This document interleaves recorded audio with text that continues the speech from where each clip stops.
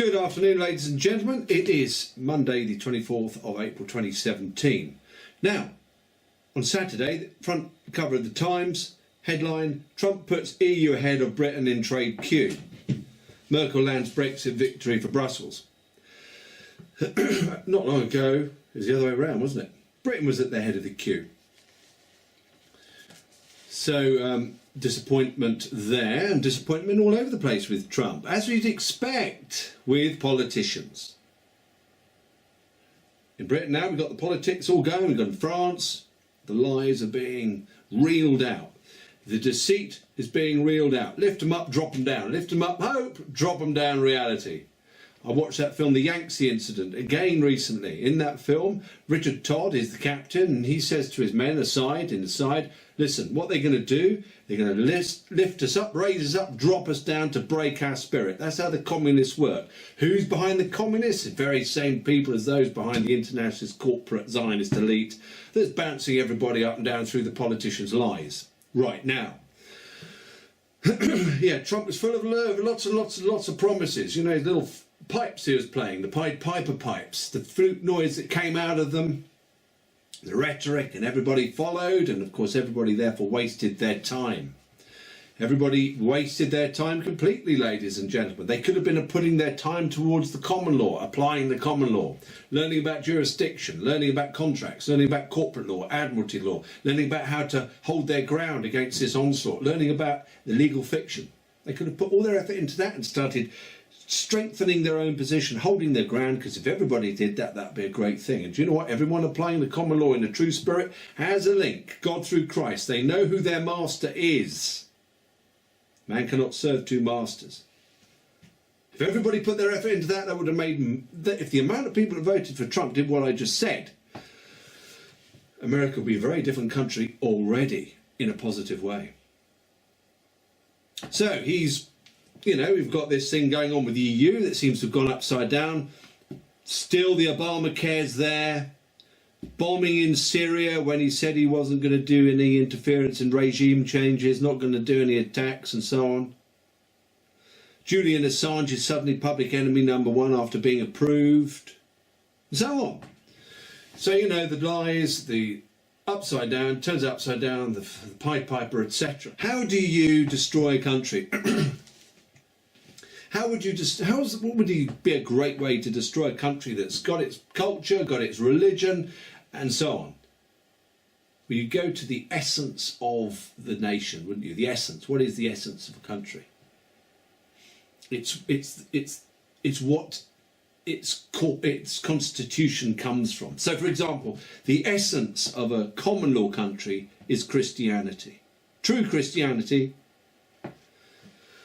That's its essence. From that comes the Constitution. From that comes the common law. From the application of that is the culture.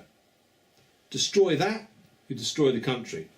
If you really want to kill a plant or a tree, get to the roots. Kill the roots. It's dead. So, how do you destroy a country? Well, of course, what you do is you split up the essence at its root. This is a Christian country. America is a Christian country. Common law countries are Christian countries because they are rooted in the common law, which is rooted in the Bible. They're rooted in the spirit of Christianity. How do you destroy that? Well, of course, you sully the essence of that Christianity, the purity of it. You divide it up. What happens when you put a white light through a prism? Prism, significantly shaped like a triangle. What's the symbol of the, you know, this international corporate elite? What's its symbol? It's a triangle, isn't it? It often is a triangle. It has the eye. A trilateral commission comes to mind. But you know, the eye in the triangle. What happens when a white light goes into a prism? It gets separated, split up. So you go to the essence, that white light that's the essence of a country. It's faith, it's connection with God. Go there, break that up, and you're on the way to getting control over the country. That's what's happened to our common law countries. Think about, for example, Saudi Arabia, Muslim country. Do you think that they're going to have in power there, in any official position, a Christian or a Buddhist or an atheist or whatever? Or a Jew? Do you think they're going to be there? No, they're not. They're going to have it like that, and nobody questions that. Everyone thinks that's fine. Similarly, the country that calls itself Israel, only Jews hold positions of authority. Everyone sees that as how it would be. It's a Jewish country. Muslim country is Saudi Arabia. What are we? We are a Christian country. How do I know? Because the entire culture is rooted in it. The entire law system is rooted in it. The freedoms that this country has enjoyed up until recently have been rooted in the common law. The freedoms that you can restore are also rooted in the common law because it hasn't gone away. But of course we have had the onslaught of the international corporate monster that's been channeled through our governments right through at all levels. So we've got this bloated giant government, this great parasite on what is real and good. Take over, haven't we? But anyway, how would you destroy our country? What you do, of course, well, no, let's think, how would you maintain the strength of a common law country? Let's think about that. Well, obviously you maintain the spirit of it, its essence. You keep it pure. You don't want to break the white light up. You keep it pure. How do you do that? Well, in government you only have Christians. Only. Who recognise the true authority of God through Christ, who recognise the fact that the freedom in their country is rooted in the common law, who recognise the fact that that common law protects you against out of control government, tyranny and corporate menacing. It protects you. You'd maintain that. You only have Christians there, because only a Christian, of course, can truly understand the essence, the spirit of a Christian country. They're the only ones who can truly apply the law, the constitution, the framework, of course. So why is it? For example, we have Trump's director of the National Economic Council is somebody called Gary Cohen. Religion, Judaism. Comes from Goldman Sachs, the assassination bank, as they say. The one behind regime changes, usury, Ponzi schemes, fraud, criminality, right up there as an economic advisor. Also Jewish is his son-in-law. He's an advisor. So what's going on there? Maybe there's other religions involved as well, I don't know. In this country, I know you've got a whole variety of religions in official power. What does that do? Of course, it breaks up the true essence of the country, and so the country begins to fall apart and is not what it is. They say this is a multicultural country. No, it's not. It's founded and rooted in the common law and the constitution. The corporate entity that's attached to it is multicultural, and they'd have you believe that and therefore follow it, which is false. But again, we go to the fact that you can't follow two masters. If you want freedom in a common law country, you have to insist upon the purity of the essence of its spirit and the manifestation of that through those who are in any sort of authority. You cannot have a multicultural expression of the true essence of Christianity. Doesn't work. It will break down the country as it's breaking down the country with Trump. You get split, you get forked tongue, you get lies. Who's pulling Trump's strings? Well, I don't know. Maybe his heart's in the right place. Maybe he believed what he was saying and he's been pulled around all over the place. I suspect there's something in that. But that would happen if you have the breaking up of the white light of that purity. It would happen. It would go all over the place. Who's behind the scenes? There you go, Kissinger, behind the scenes for years. What's he doing there? And who's behind him? Who's pulling the strings? These personae come on, these faces come on. Trump, May, Merkel, they're all these faces. You know that. But the point is, if you keep your essence, you're going to protect your country, you're going to protect the law, you're going to also have the freedom that you want, you're going to have the prosperity that you deserve. Without a shadow of a doubt, you will get the fruits of your labour in a Christian country. if you run it according to the common law and you have the right people in power, you don't split up its essence.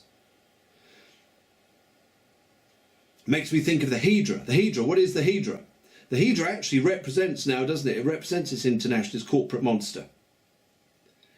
You know, the many-headed monster, the split-up white light, the monster that is representative of desires. What happens to that? In the myth with Hercules, of course, he tries to cut your head off. Every time he goes for it, tries to cut the head off, another 10,000 grow. You get the false flag, the false flag events, the terrorist events, and then what do you get? You get the more police, the more clamp down, the many heads grow. It's a Hedra world we're living in, so we have to think about another way of doing it. One of the ways to do that is to maintain the purity of the essence of your country. If it's a common law country, you're going to maintain your freedoms. There are two ways I understand that Hercules killed the Hedra. One, I understand he lifted it up and raised it up to the light and then it died. You know, consciousness, wisdom, awareness killed the Hedra. Certainly that's very important, isn't it? We need that consciousness and awareness. We need to understand much more. We need to be awake, alert, eyes open. How else did he kill the Hedra? We tried to cut its heads off and eventually he decided to chuck a giant big rock on its head. Now the rock is significant. It's connected, not directly of course, but you can see it mythologically. The rock is the rock of the law. In the Bible, of course, the rock is, you know, it is the law. But there is a link there, and I hope you understand that link, not directly. But yes, the rock of the law squashes the head, and don't forget, you know, Yahweh is the rock of Israel. Israel, God rules through them.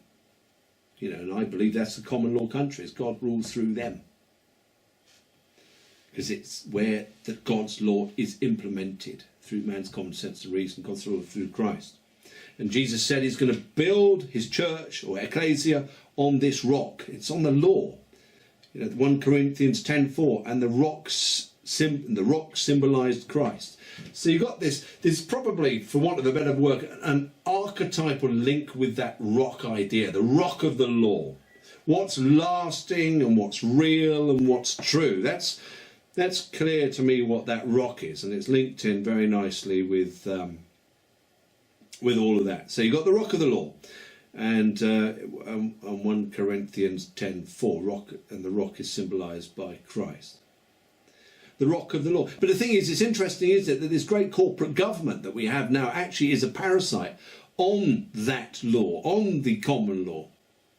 Because the common law is linked directly to the life. Just as a parasite sucks blood is linked to life blood, so this corporate internationalist parasite is parasitizing on the life that is linked to this rock of the law, which is ultimately, of course, the true spirit of the Christianity. Because in the true spirit of Christianity, there is the life. And how do you stop a parasite from taking the lifeblood? Well, of course, you redirect. You don't allow it to have any more. You don't go following the Pied Pipers, which is, in fact, to serve two masters. You focus on the one master, God through Christ, and you implement the law. You apply the law. And you use it to protect yourself against those who are attacking you, who are trying to take from you, so that you can hold your ground. And if everybody did that, we'd be in a far better place. We wouldn't have headlines like that anymore. Because actually we wouldn't have politicians. Because again, politicians are about, the whole politics idea is about the forked tongue. It's about breaking everything up into sales packages. We'll give you this free, we'll give you that free. This is all against natural law, it's all against God's law. Creates the many-headed. How many political parties are there now? Yes, the head of the Hedra is multiplying, isn't it? All we need to do is apply the law, and they'll all act properly and soundly, and ignore these people and their ridiculous claims that they're going to rescue you from everything when there is only one saviour, as we know. What do? Ignore them and they'll go away. Eventually they will go away. And do you know what? I know people who apply the common law. I know people who live by it. And I tell you what, they are the few people I know who are having the fruits of this life. They're enjoying their life. They're enjoying living according to what's true. And do you know what? They're living a life that so many people would love to live, that so many people to turn to politicians to say, can you help me live that sort of life? Yeah, I'll give you that. They don't ever give anything. Because they're all about separating that white light of what's true and real into the many, into the inaccessible, into the fork-tongued. And we have our government full of people in this country of all sorts, atheists, from atheists to goodness knows what. They should all be Christian, ladies and gentlemen, in order to bring together that spirit that is at the root of common law countries and is at the root of the freedom that is available to them if only they should see it. And that goes for America because, of course, that is also a common law country, and all the others, Canada, Australia, New Zealand and so on. So there you go, ladies and gentlemen. That's a thought that I had today. Got to bring our light back together. Bring the spectrum, put it back into the white light. Restore what is good. And by the way, some people have asked whether I'm going to do a seminar soon. Yes, I will be doing a seminar soon. I'll do it in a few weeks. It's going to be on a Saturday and it'll last a few hours, and it'll be in Sherborne. Just going through the arrangements right now to get it sorted out. So keep watching, and the details will come up as and when I know what they are. So there you go. Thank you very much for watching, and enjoy the day, whatever it is you're doing.